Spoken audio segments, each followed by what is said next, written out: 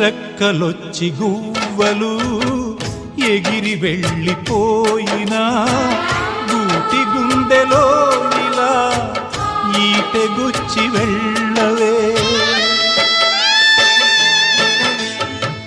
ముళ్ళ చెట్టు కొమ్మలైనా ఎంత పైకి వెళ్ళినా తల్లి వేరుపై ఇలా కత్తి దూసి ఉండవే.